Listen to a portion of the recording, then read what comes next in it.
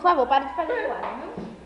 Olá! Boa tarde, estamos aqui de novo com o nosso jornal nacional. Fabiana Alves e Isadora Brito.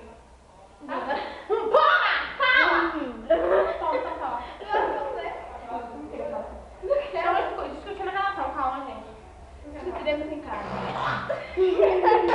Voltamos aqui. Então, eu queria avisar vocês que... Eu não sei. Que tal a gente botar isso no YouTube? Que Osama Bin Laden morreu. Osama Bin Laden, o terrorista! Ele morreu, né? Oh, gente, oh, Senhor! Ainda bem que ele morreu! Ele morreu! Ele faleceu, ele bateu as botas. Mas o relógio parou. O mataram. O mataram. Jogaram o corpo no mar. Mas eles não se preocuparam se eles poderiam sequestrar Bob Esponja. Se eles Ele poderiam poderia matar e manjar.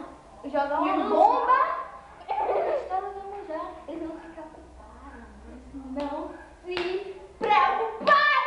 É a degradação familiar. Degradação familiar. Ah, Obrigada, mas pessoal. não Então, terminou ainda não, amiga.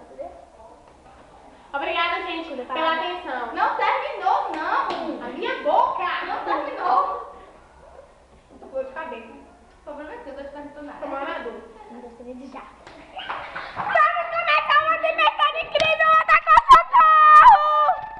com Oi, peraí que vocês já voltam com o jornal. Voltando pro jornal, porque duas malucas invadiram nosso estúdio. São fãs.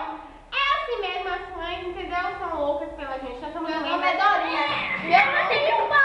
Eu não tenho fã. Vai falar. Obrigada pela atenção. Nosso jornal acaba aqui. Dorinha Boa noite. Fabinha do Gueto.